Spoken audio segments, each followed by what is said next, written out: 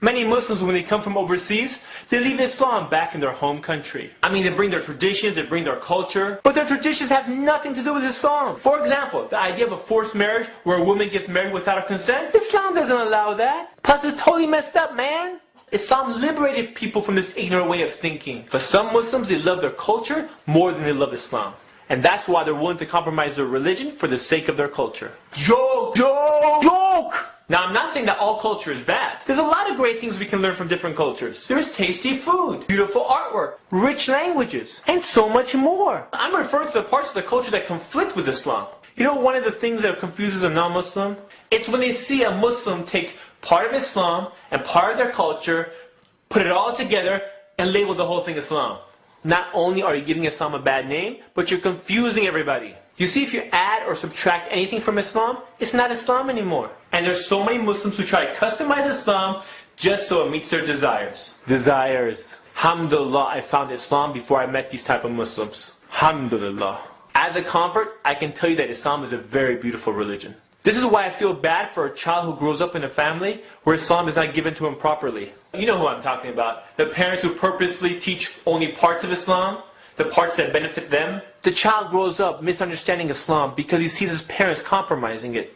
You know what I'm talking about, man. How about the father who occasionally closes up his liquor store so he can go to Jummah prayers? Oh brother, it's not halal to have business open during Jummah. Bro, it's a liquor store. Your business isn't even halal. How about the mother who tells her daughter to put on hijab on the masjid stairs, but then tells her to take it off for the interview? What's up with that? This is why your kid grows up all confused. They can't tell the difference between what is culture and what is Islam. But you don't take it seriously. You're like, until the day you wake up. The day I wake up? The day you wake up and you find out that your kids are not kids anymore? They're teenagers. They're teenagers! You know, that's when their hormones start going crazy and you start losing your hair. Your daughter starts asking questions about having a boyfriend. And what type of plastic surgery are you cool with, Dad? You freak out and tell her to go talk to her mom. But then your son wants to talk to you about tattoos and what parts of his body he wants to get pierced. So you try to talk to him. But since you never talked to him, you lost the channels of communication a long time ago. Basically, you have no idea what the boy is saying anymore. It goes something like this. Yo, yo, yo, yo, Pops. I was about to go bounce and play some b-ball. So if my homies call me, tell them to call me on my cell. I'll catch you later. What? What are you saying? Where are you going? Loves to hang out and chill, but I got to go, Pops. And the other 411 I told you to keep on the DL? You gotta keep that on the hush-hush, baby. Anyways, I'm outie like a Saudi. I got to go. Peace out! Later, Pops. 411, Audi, Saudi, what? What are you saying? Where are you going? Where are you going? Now you're really worried and you don't know what to do. But it gets worse. You find out that your kids have those not-so-Islamic pictures on their MySpace account? Now your son has chosen the career of gangster rapper for himself. And your daughter wants to be a part-time model, part-time feminist. Actually, her whole feminist movement is because of you. You see, throughout her life, she's been watching the way you've been unjustly treating her mother. You brought your back home mentality where you thought you're the king and she's your slave. And since you didn't treat your wife properly, the way Islam teaches you to do so, your daughter's now rebelling against you and your backwards way of thinking. You see, Islam teaches us that the best of you is who's best to his wife. But apparently you didn't take that part of Islam seriously.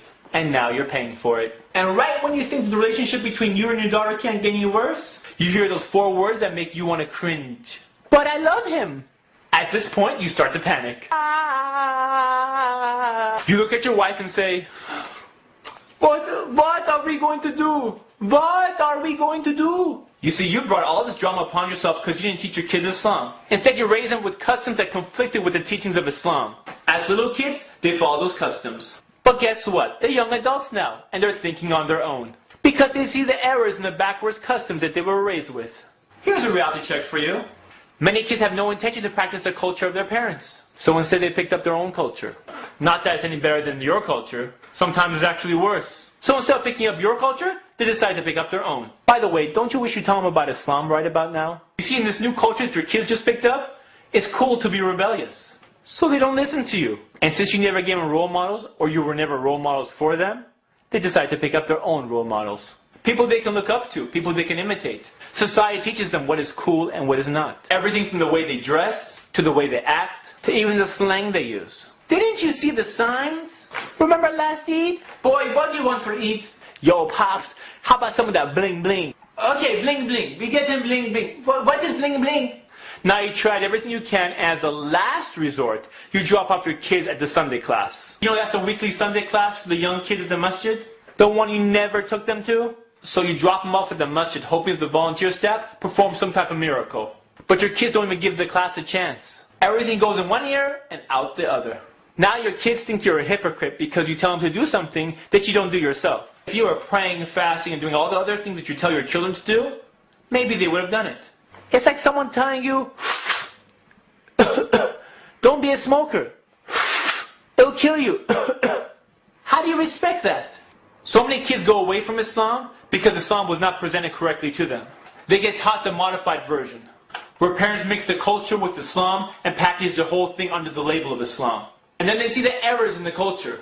Yes, parents have rights in Islam, but your children have rights too. If you know Islam, teach it to your kids. Don't just tell them about how to be a good Muslim. Be a role model. That means you have to do it too. If we practice Islam the way the Prophet ﷺ taught us to practice it, we wouldn't be in this mess. But as long as we love our customs more than we love Allah subhanahu wa ta'ala, we will continue to suffer. You know what I'm saying? This is Ali reminding you just in case you forgot.